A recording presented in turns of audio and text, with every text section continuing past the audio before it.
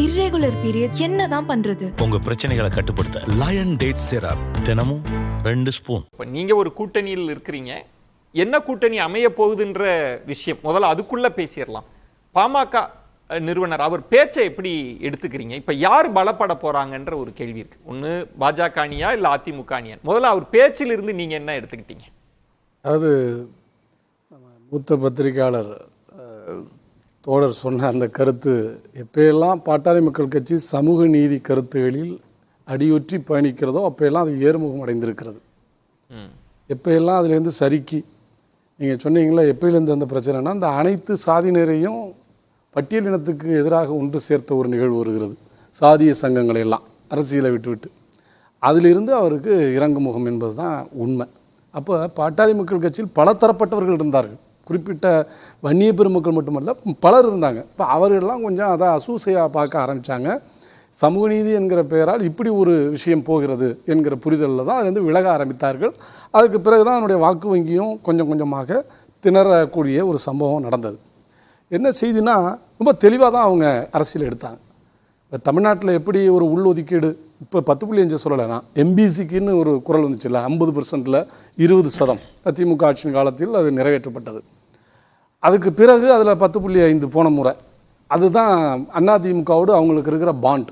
2021 சட்டமன்ற தேர்தல் அது இன்றைக்கி ஒரு பிரச்சனை ஆகி இருக்கிறது. ஆனால் அதே நேரத்தில் பாட்டாளி மக்கள் கட்சி அதுக்கு தாப்பத்திரிய உரிமை கொண்டாடுகிற போது ஒன்றிய அளவில் 2% எங்களுக்கு தனித்த உள்ஒதுக்கீடு வேண்டும்னு ஒரு கோரிக்கை வச்சுருந்தாங்கல்ல, அதை இப்போ யாருமே அந்த தலைவர்கள் பேசுகிறதே இல்லை. நீங்கள் எடுத்து பாருங்கள். ஆனால் அவங்களுடைய கோரிக்கை என்பது அப்படி தான் இருந்தது. அப்போ இது எல்லாவற்றையுமே இணைத்து பார்க்க வேண்டியிருக்கிறது. இப்போ நேற்றைய பேச்சை நீங்கள் எப்படி? அதை தான் சொல்ல வர்றேன்.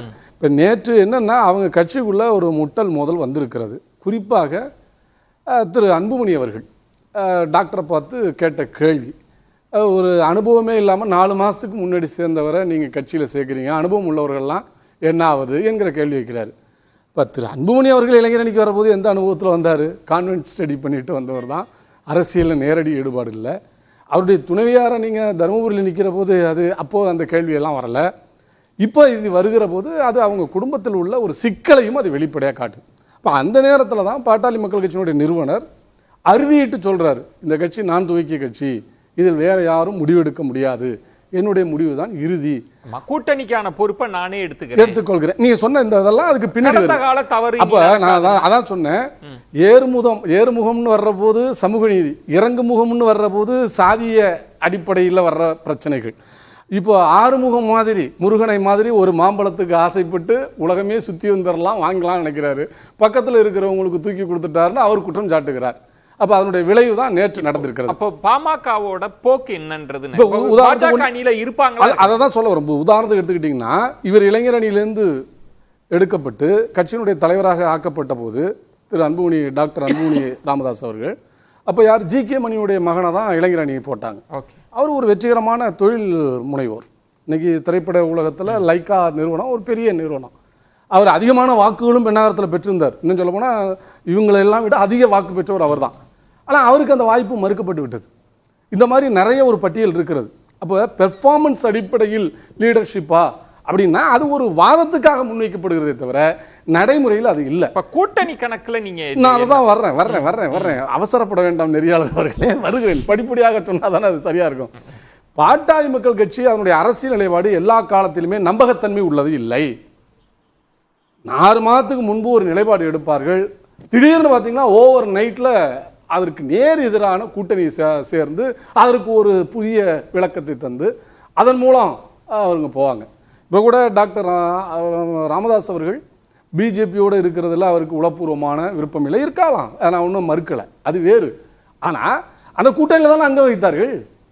அப்போ இந்த மாதிரி ரிவோல்ட் பண்ணலையே, அப்போ இது மாதிரியான ஒரு விஷயங்கள் உள்ள நடக்கலையே. இது ஒரு சம்பிரதாய பேச்சுன்னு பார்த்துக்கிறீங்க. நிச்சயமாக மாறலான்னு இல்லை. என்ன விஷயம்னா, பாட்டாளி மக்கள் கட்சிக்கு ஒரு தேவை இருக்குங்க. தொடர்ந்து தோல்வி வருகிற போது கட்சியினுடைய அடிமட்ட தொண்டர்கள் மற்றவர்கள் மத்தியில் ஒரு சோர்வு தட்டிவிடக்கூடாது.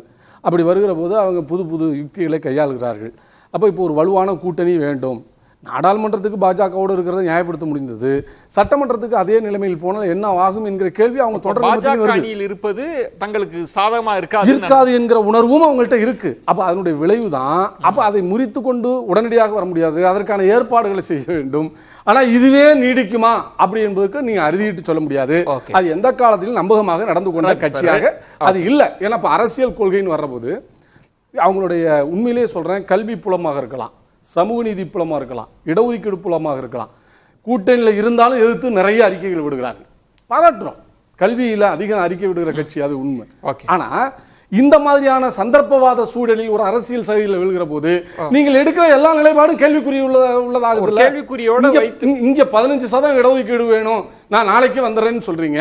ஆனா இந்த 2% மத்தியில கேட்பதை பத்தி வாய் மூடி இருக்கிறீங்களே, அப்ப அது எங்கே போகிறது? ஒரே ஒரு நிமிடம் இதோட முடிச்சிடறேன். அப்ப எனவே தான் நாங்க என்ன சொல்றோம், பாமகவிற்கு இன்றைக்கு ஒரு ஆப்ஷன் பாத்தீங்கன்னா அதிமுகவுக்கு வாய்ப்பு இருக்கிறது. ஆனா அதிமுகவோடு அவங்க உடனே போயிடுவாங்களா? அப்ப பாஜக அழுத்தம் கொடுக்காத கட்சியா? அதிமுகவுக்கே அழுத்தம் கொடுத்ததானே பல ஏற்பாடு பண்ணிட்டு இருக்காங்க. அப்ப பாமகவுக்கு அதே வேலைகள் இருக்குல்ல, இதே சிபிஐ இடி எல்லாம் இருக்குல்ல, நான் சொல்றது உங்களுக்கு புரியும்.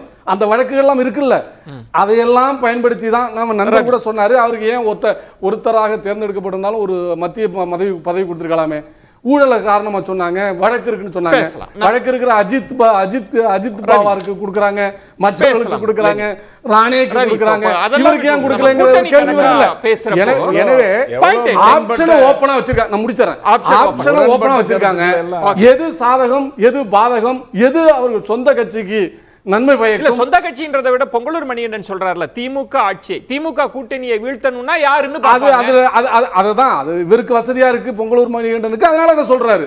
நான் அதான் சொல்றேனே, நேற்று வரை பேசிக் கொண்டிருந்தவர்கள் அடுத்த நாள் இரவு மாறுகிற போது அதுல என்ன அரசியல் நிலைப்பாடு வருது? பொங்கலூர் அப்ப ஆண்ட கட்சி எங்க, ஆளுங்கட்சி எங்க? பொங்கலூர் வரல. அப்ப இதெல்லாம் தெளிவா இப்ப பாயிண்ட் வாங்கல. உங்களுடைய உரிமை இல்ல, பொங்கலூர் மணியை உரிமை கொண்டாடலாம். என்னுடைய பார்வை அது இல்ல, பொங்கலூர் நம்பகமாக இல்லை.